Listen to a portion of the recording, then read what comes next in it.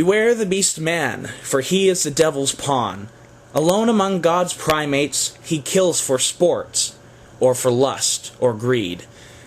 Yea, he will murder his brother to possess his brother's land. Let him not breed in great numbers, for he will make a desert of his home and yours. Shun him. Drive him back into his jungle lair, for he is the harbinger of death. The original Planet of the Apes films are one of the most iconic and mind-blowing series ever created in the history of cinema. From the pages of Pierre Boulle's novel La Planète des Singes, to Rod Serling and Paul Dane's visionary screenplays, to the creative mind of Arthur P. Jacobs. Not only did these men bring to life the magnificent ideas, but the helm must also go to the heart of its directors. From Franklin J. Schaffner of the original Planet, J. Lee Thompson from Conquest and Battle, to Ted Post from Beneath, and Don Taylor for Escape from the Planet of the Apes. Each man bringing something new and fresh for the minds of those watching.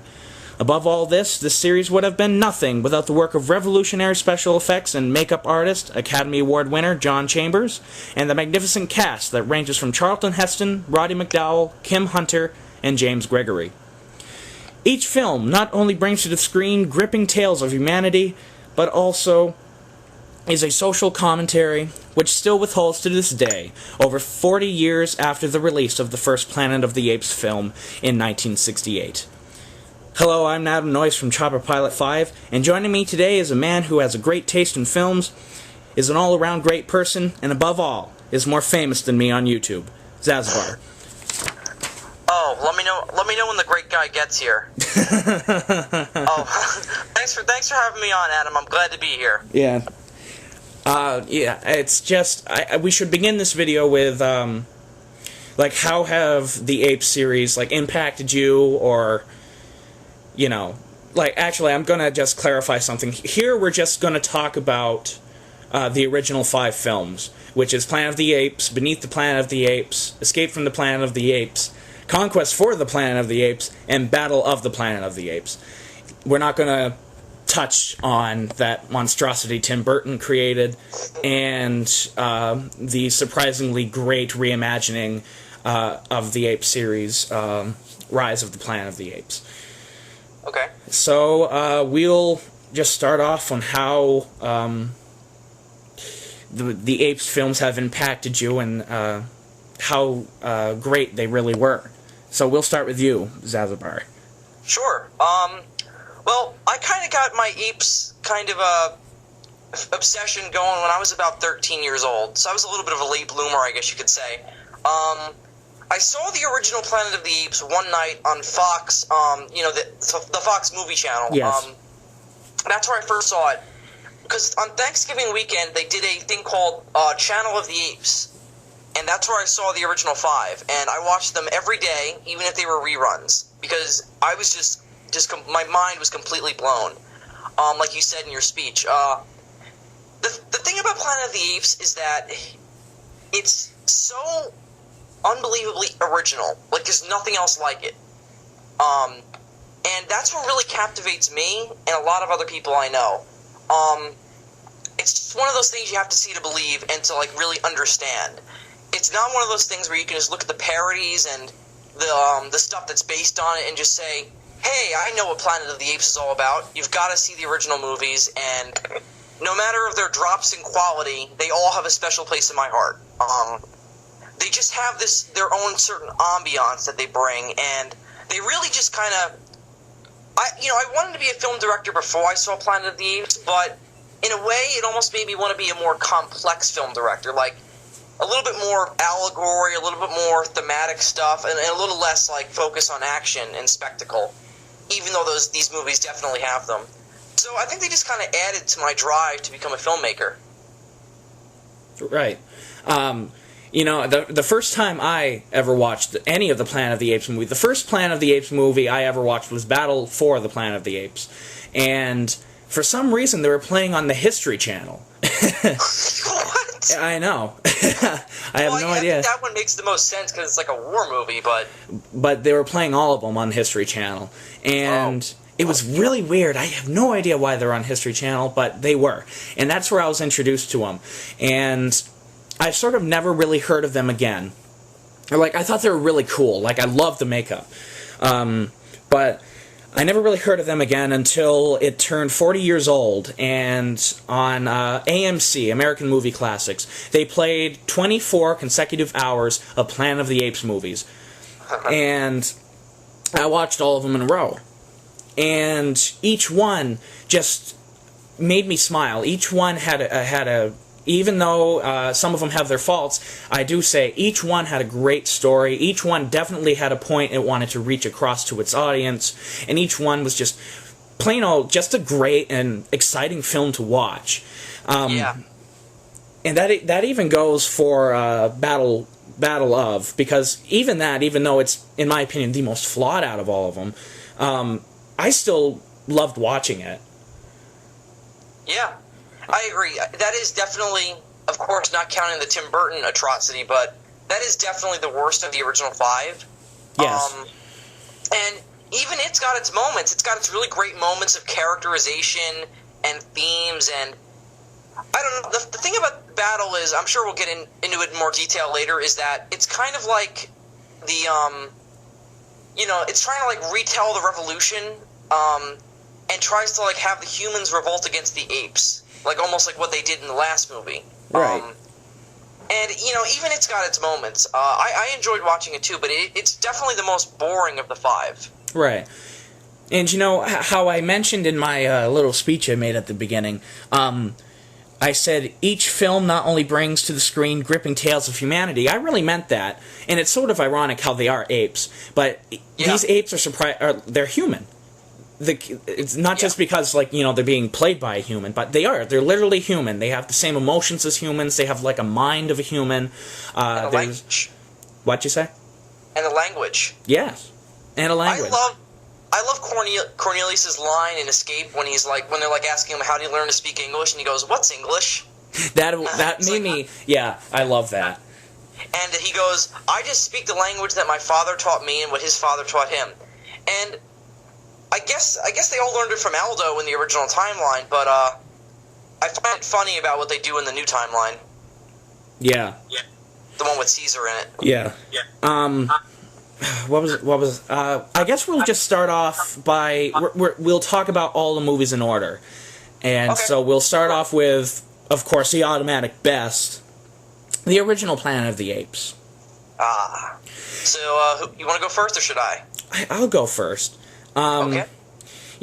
Pierre Boulle wrote a rather interesting novel, and I forgot what year he wrote it, but a man by the name of Arthur P. Jacobs, who was a tiny producer in Hollywood at the time, read it, and it had to deal with, of course, these astronauts that travel through time in this space capsule, and when they arrive, they come upon this planet that is run by futuristic. It's run by apes, of course, and but the thing is, in the book, it takes place like in a futuristic society of apes. And I found it interesting in the original Rod Serling screenplay of Planet of the Apes,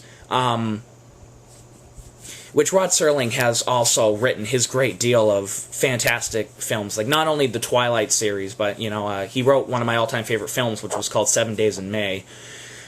Can I bring something up real quick? Yeah. About Rod Serling? Yeah. Nicola brought this to my attention, actually. She's never seen the original Planet of the Apes all the way through, even though she's been dying to. It's just been a problem for her because whenever we try to watch it, something goes wrong. Mm-hmm. Anyway, so I told her the whole movie was on YouTube for free, but in really bad quality. And she tried to watch it, and all she could find was an episode of The Twilight Zone called Planet of the Apes. Yeah. I've never seen it, but from what she told me, it was the same thing. No, that's just a myth. Because I didn't watch it. I don't know if she did, but just from the look of it, she said she There's something called... What had happened was, in The Twilight Zone, Rod Serling, I believe, had read the book and wrote a script called Planet of the Apes. And it was never made into an episode simply because it would have cost a lot of money, and the Twilight Zone episodes were extremely low budget. Right. And so what somebody did was just take the Planet of the Apes movie and sliced it up to make it feel much more way more like a Twilight Zone episode. So it was like a fan sort of Twilight Zone episode. Oh, okay. Because I've seen it. Oh, yeah, I haven't. I mean, I was interested, though, but, yeah, that's I just wanted to bring that up because I thought it was unusual, and I was sure that you would know more about it than I do. Yeah. So, like, back to Rod Serling's original screenplay. The original screenplay, the apes were futuristic, and he wrote the government as very much like a communistic-style government, unlike what's in the original Planet of the Apes film that we actually got. Because in the original Planet of the Apes movies, there are chimpanzees who are in the government, there are gorillas who are in the government, there are gorillas who are scientists, and everything is sort of mixed together. Which, in my opinion, I am very happy that that wasn't made.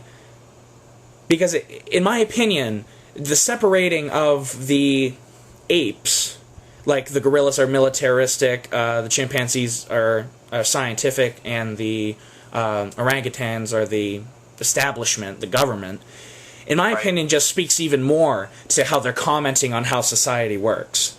Yeah, definitely. And I don't even think it's like a race thing. I think it's more just like a class system. Yes. Excuse me.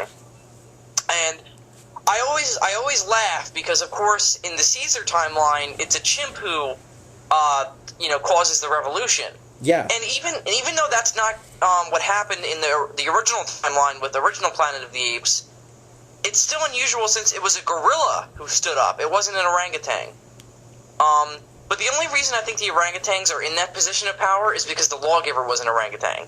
Yes. Well, there's also been like a huge debate saying how orangutans are apparently the most related to humans, if you believe in the evolutionary track system.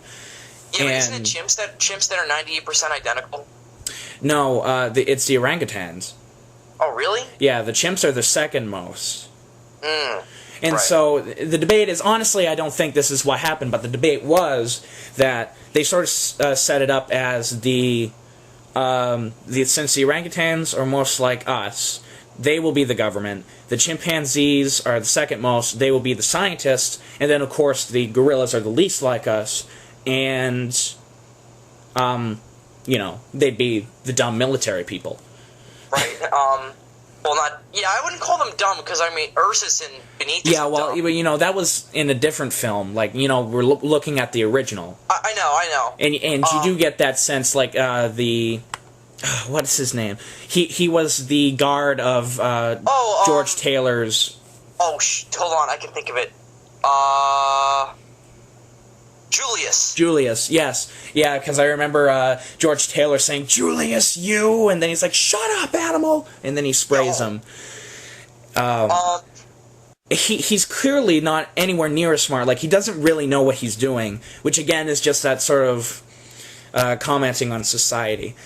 But, it really surprised me. Actually, no, it didn't. At the time...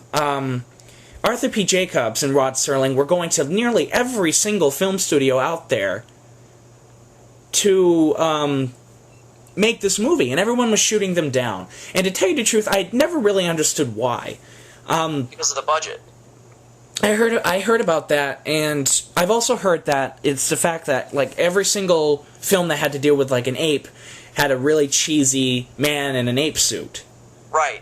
And I think before they went to Fox, they went to this group called the King Brothers, and the King Brothers are the people who made Gorgo. Yes. And did the American version of Rodan. Mm-hmm. So they thought they went away because King Brothers wanted to do it, but Arthur P. Jacobs kind of thought to himself, this is not such a bright idea because they're going to turn it into a monster movie, and that's not what it is. And I think, thank God they went to Fox, because Fox needed it. They needed the money. And it was weird. Well, it wasn't so much then. But yes, they were in deep financial difficulty, but I'm going to bring that up in Beneath the Planet of the Apes, because honestly, that's the only reason why Beneath the Planet of the Apes was made. And it shows off its budget. Yeah. But when they went to Fox, they approached the producers, Daryl Zanuck and his son,